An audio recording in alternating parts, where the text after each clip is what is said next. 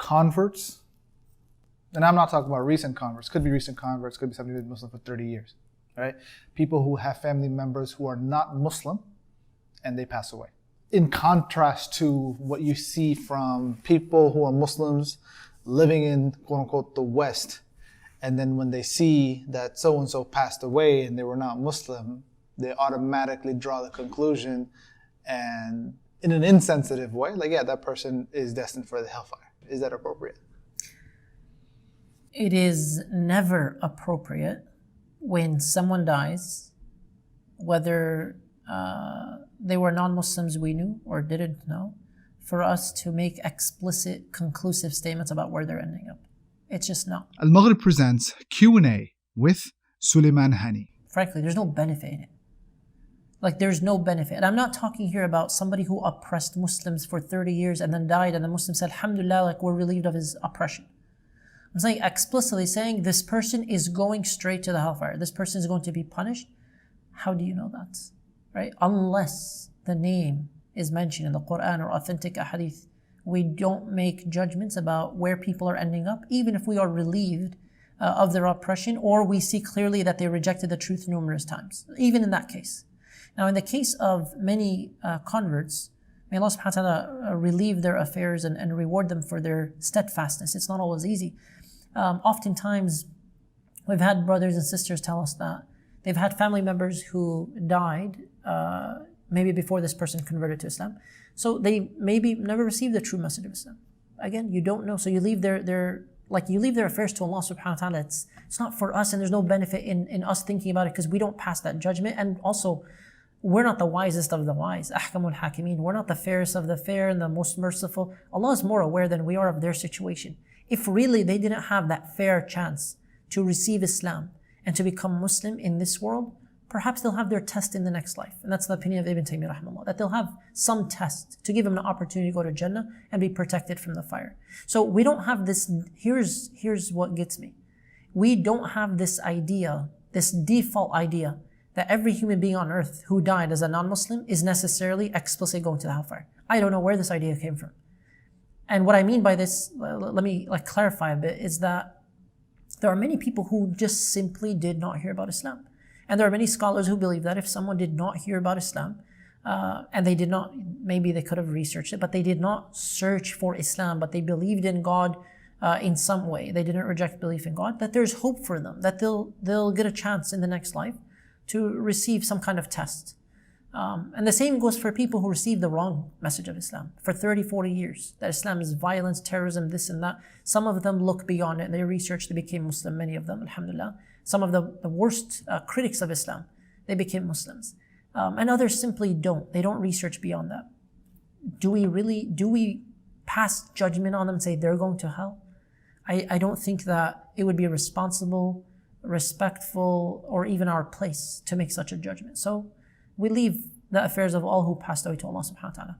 Even believers, when they die, we generally say, we make dua for them, right? We make dua for them, but we don't say this person is explicitly in Jannah right now, blah, blah. We just don't know. We leave it to Allah subhanahu wa ta'ala. Allah knows best. One more thing to add to that, that's why the word non-Muslim is very interesting in English, right? Because in Arabic, there was always this There's always been distinctions.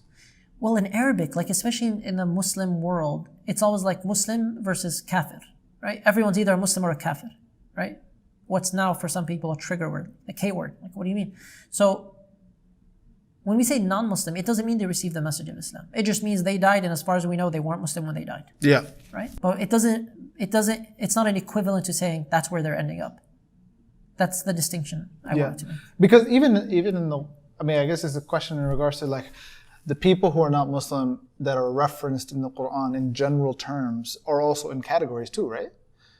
You have people who are kuffar, you have mushriks, you have Ahl Kitab, and maybe there's overlap in these categorizations, but it's more or less as an example and warning for the reader who's, listening or engaging with the words of Allah. But when it comes to our current time and day, when engaging with the people, ultimately it's we can't pass any judgment because we don't have the authority or the place nor the appropriateness to do so.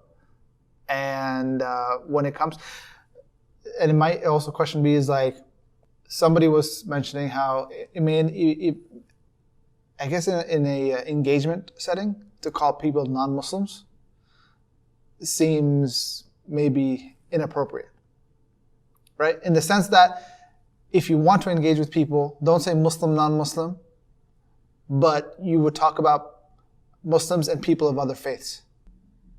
That's interesting because, and of course that's subjective, but you have some people who will say Muslim, non-Muslim is better than saying Muslim and disbeliever. Well, disbeliever itself is just like, it's coming at it from a very... But remember, that's the terminology of the Quran, right? But like, I mean, in your own work of interfaith and social community gatherings and whatnot. I say non-Muslims. You say non-Muslims. Even in front of non-Muslims, Okay. I will say non-Muslims. And sometimes the setting is one, based on the sentence, the terminology, what I'm saying. Muslims, Christians, Jews, others, people of various faiths. Okay. It just depends on the context. But if I'm giving a lecture at an MSA about Islam. To Muslims? To both. Okay, to both, okay. And non-Muslims are in attendance. I will say Muslims and non-Muslims at times. Okay. But how would that sound if you're attending a lecture by a Christian or a Jew? Non-Christians. I have no problem hearing Okay. non-Christian. I'm like, yeah, I'm not a Christian. Right. Thank you. I'm definitely not a Christian. Yeah. Okay. So I don't know. I think it's a personal thing about how we receive it. Like if somebody gets offended by hearing they're non-Muslims, I'm confused. Are you offended because you think you should be Muslim? No, I feel like it's like you're talking about, like the message itself is directed towards Muslims, whatever you're speaking to. I guess that's why I said it depends on the context. Right. But I've never had I've had so many non-Muslims come up to me and talk to me. Normally I had great conversations and the lectures were like, yeah, sometimes Muslims, non-Muslims, Muslims, Christians, atheists, others. It just depends on the context. Okay. Allah Alam. Okay. I'm sure it's very subjective though.